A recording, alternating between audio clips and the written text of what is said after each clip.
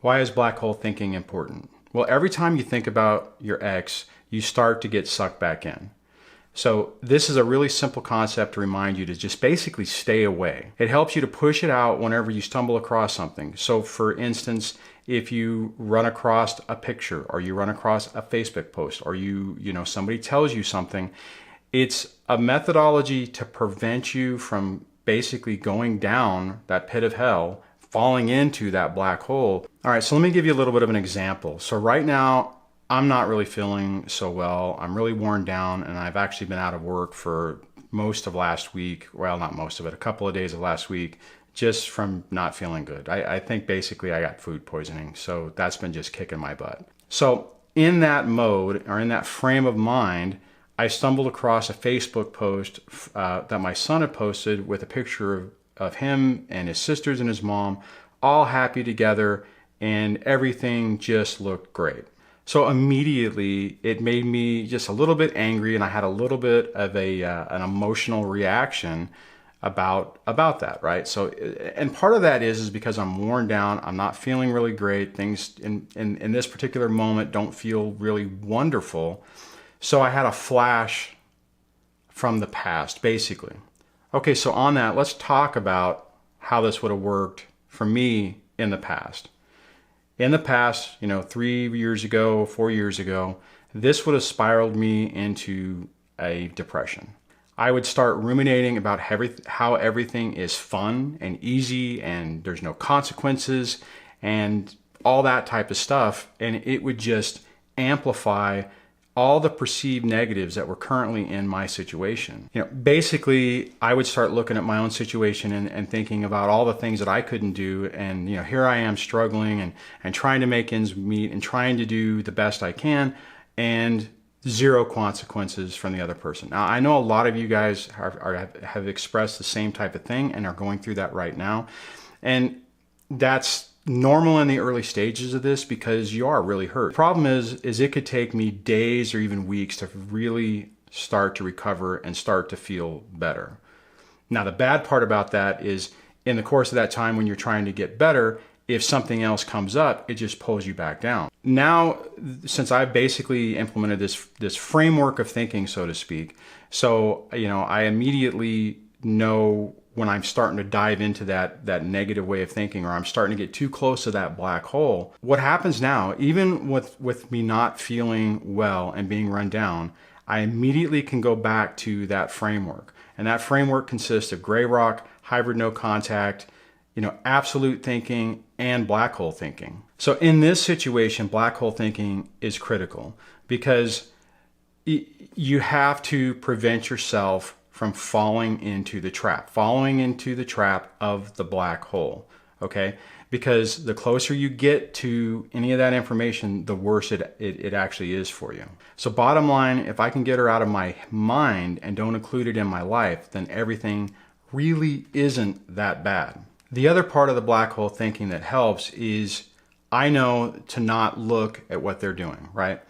And what I mean when I was talking about that earlier, where a black hole doesn't let anything out of it, if you look over to it, you can't see anything, right? So it's like it's a black hole. So whatever's happening over when the kids are with her is out of sight, out of mind, and I can't see it, right? Even though there are ways that you can see it through Facebook and social media and those wonderful friends who will actually be more than happy to tell you what's going on, you have to stay away from that. And if somebody tries to tell you something, you're like, oh, no, that's a black hole. There's no information there. There's nothing to see there, basically, right? Okay, so what does this all mean in that particular example that I was just talking about? So right now, I'm minus being sick. I'm doing okay. My finances are okay and they're getting better. I have a great relationship with all my kids. And I generally do get up every day feeling grateful for the life that I now have. And as a result of that, it means that I do not allow the ex to have negative influence or negative impact over my thoughts or emotions. And the main way of doing that is you cannot let them in. You cannot think about, you can't spend your time thinking about them, ruminating about them, wondering what they're getting away with, what they're not, the consequences they're not dealing with, all that type of stuff. It doesn't serve you any good. Okay, so what does this mean to you? It means that you get to decide to remove your ex from your mind. It means that you don't have to think about what they're doing with your children. It means when something does creep into your mind, you know it doesn't belong there and you can push it out. It means you can give yourself some peace when struggling with all of this. You can allow yourself to realize it's okay to not think about them. And simply put, you do not have to compare your life to their life because it is absolutely counterproductive. Now, if they're having a miserable time, yeah, you might get some sick satisfaction out of it. And, you know, that's like false positive, I guess. You know, I mean, yeah, you want to see your ex punished. You want to see them held accountable. You want to see that that somehow they have some type of consequence for all the destruction that they've caused. At the end of the day, it just doesn't matter. It doesn't matter what they're doing. It doesn't matter who they're with. It doesn't matter how they're doing financially. It doesn't matter any of those things. Because one, they can't have genuine relationships anyways. You know, everything is a facade. And that's the other thing, that if you find yourself stuck on this, that one thing you have to remember is that everything is an illusion.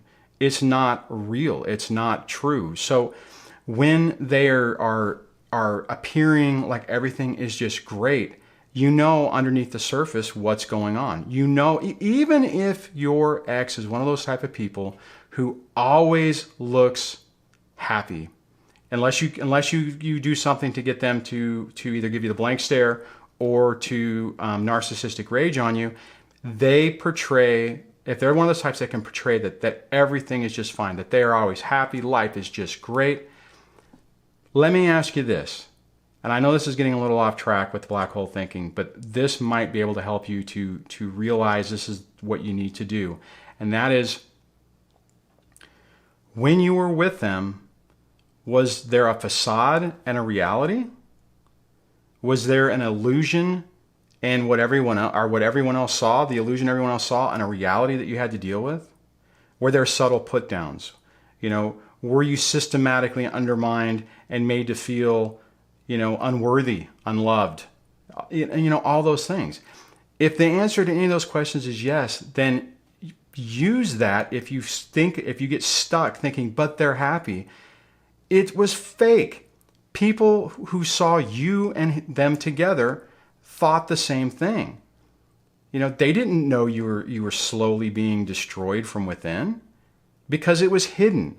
So when they appear to be happy, when they appear that everything is great, you know, because you've been there, what's really going on.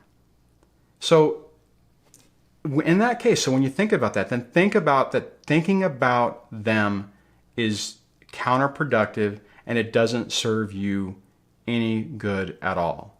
And when you get to that point, then you can think about them as a black hole, because there's nothing there, okay? Okay, so if you've had some experience with using this black hole thinking, or maybe even another subset type of it, and it's been helpful to you, leave it in the comments below. If you're struggling with it and you want to talk about it, add that in the comments below as well. If you like this video, please give it a thumbs up. If you like the channel, please subscribe, and I will chat with you guys on the next video. Take care. Bye.